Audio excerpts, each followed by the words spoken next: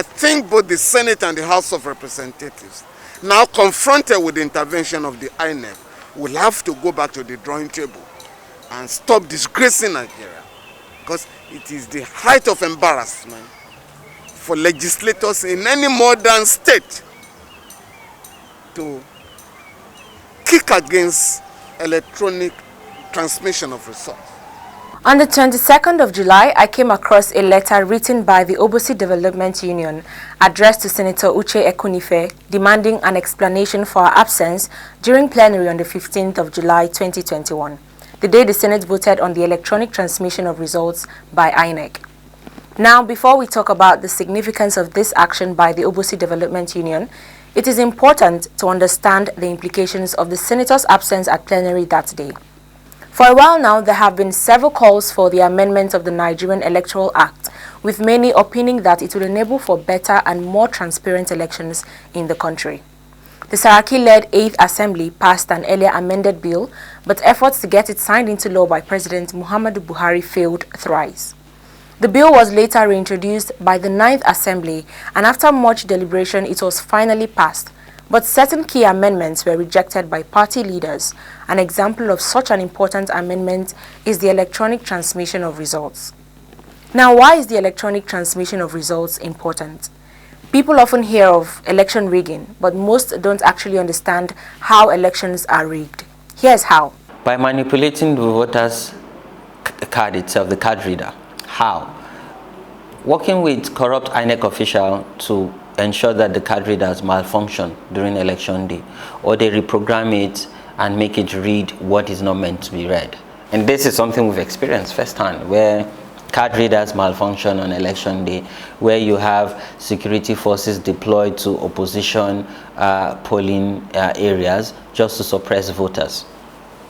And another way is during coalition, at the coalition center.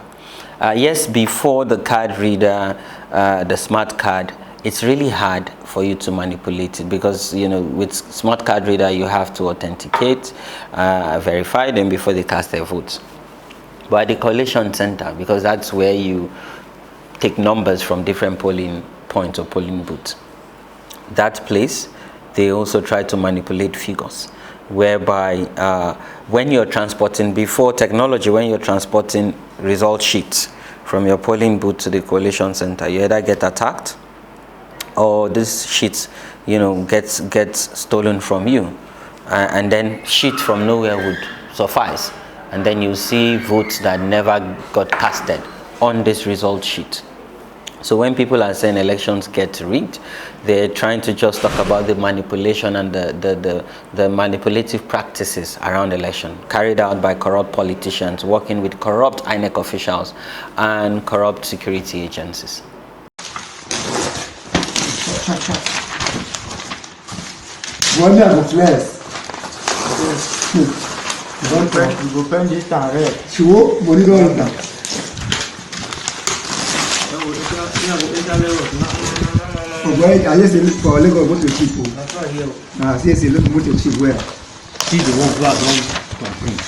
They do have the arrangement now. The arrangement. No, put it together. We don't try to steal it.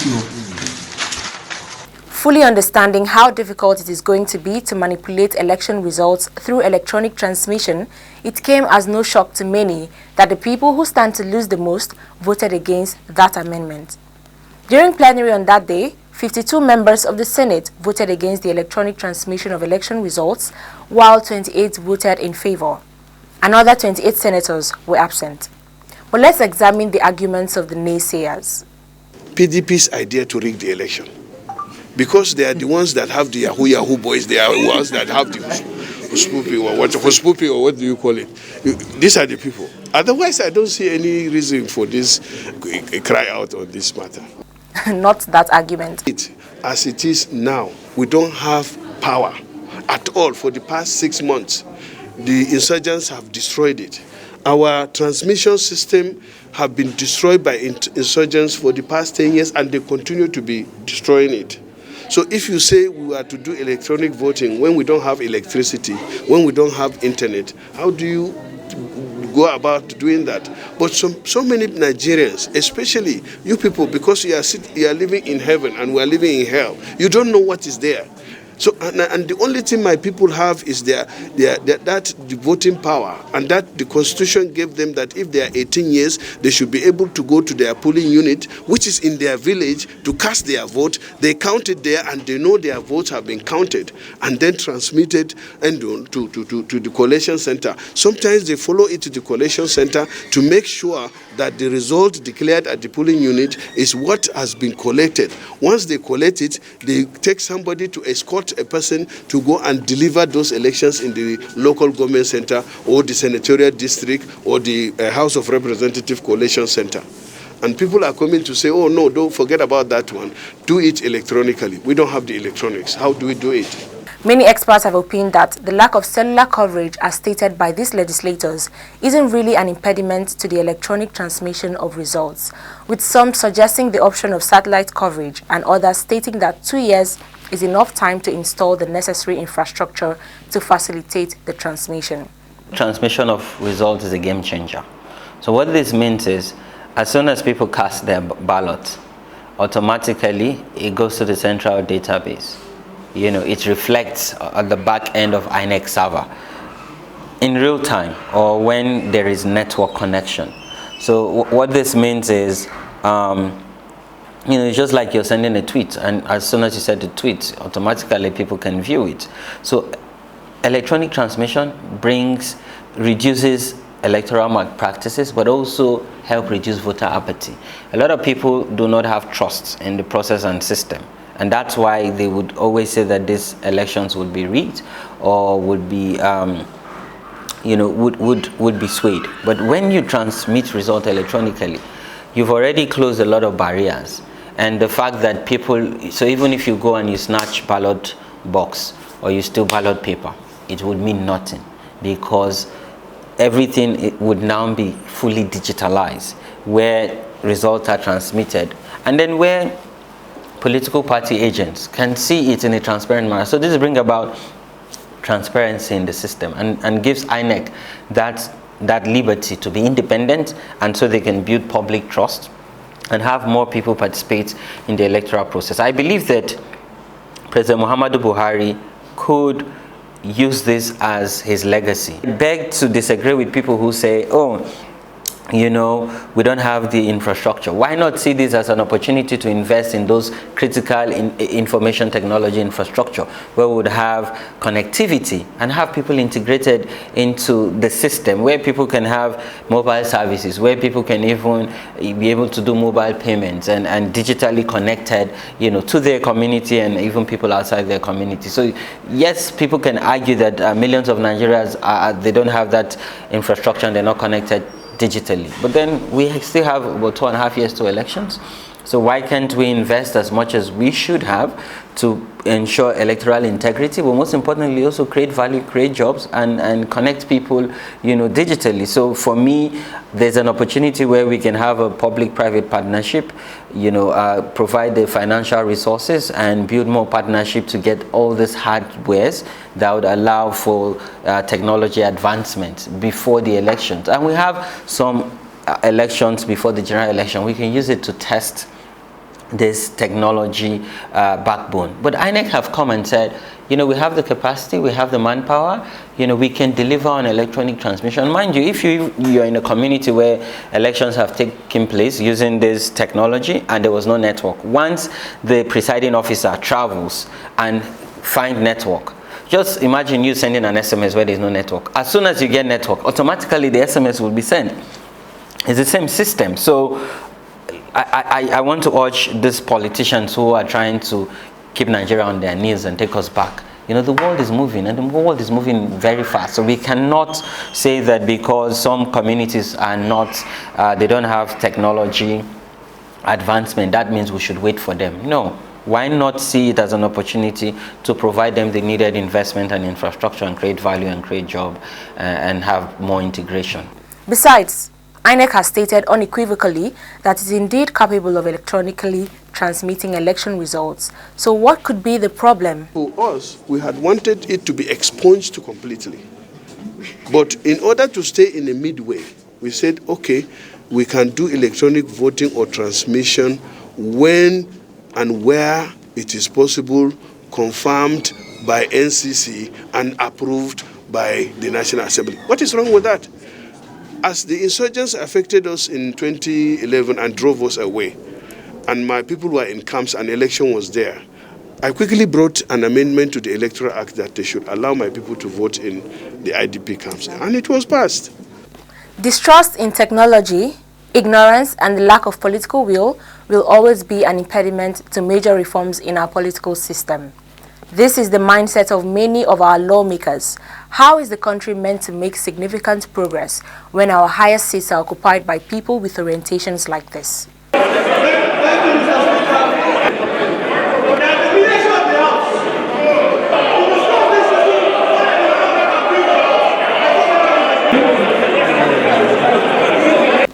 A senior advocate of Nigeria, Femi Falana, stressed that a lot of work still needed to be done on the past bill and that it was illogical for the electronic transmission of results to be rejected. INEC has said that there are facilities all over the country to ensure that results are electronically transmitted. And so, as far as I'm concerned, we have not concluded the matter because of the differences in the versions of the amendment by both chambers of the National Assembly. There's still going to be a committee to ensure that there is uniformity in what will be sent to the president. And so for me, I think both the Senate and the House of Representatives, now confronted with the intervention of the INEC, will have to go back to the drawing table and stop disgracing Nigeria, because it is the height of embarrassment for legislators in any modern state to kick against electronic transmission of results. More so that we are going to have accreditation of voters by electronic means through the card reader machine. We are also going to have registration of voters electronically, compilation of the voters register electronically, and we are also moving to have elections conducted electronically. So I cannot see the logic in kicking against electronic transmission of results. Some lawmakers also argued that elections can be transmitted both manually and electronically. Speaking on the negative effects of using both at the same time, Senator Hamzat Lawal said, But it is really sad and unfortunate that in 21st century, when the lawmakers were debating electronic transmission, they're still trying to ensure that it is both electronic and manual. Let me tell you the implication. If you remember, when we first introduced card readers, politicians said, oh, for incidents where card readers are malfunctioning, we should introduce the manual way, which is the incident form. So let's fill incident form. And mind you, that's also a way of manipulating and rigging the system. So in most cases, if they are able to bribe their way with security agencies and INEC officials, they would find a way to destroy the card reader or make it malfunction, and then they would say, oh, in this polling unit or polling booth, we're using incident form. So if the amended Electoral Act have both electronic transmission and manual transmission, because that's what some lawmakers are trying to push. What this also simply means is you're now limiting INEC and then having their system and process, an electoral process being decided by NCC or another agency of government. This does not truly provide independence to INEC. So who would now determine which polling units or which states or which polling area would electronic result be transmitted and which one would be used manually? There have been several speculations regarding the politicking that went down in days leading to the passage of the bill, with some insinuating pressure and even financial inducements from the presidency.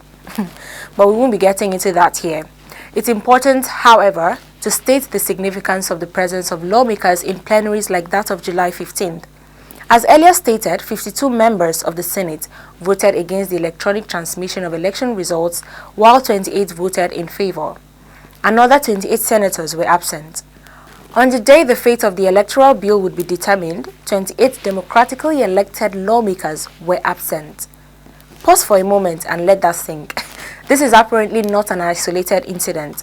There have been several other instances in the past where lawmakers are absent at plenaries when important issues are being deliberated upon.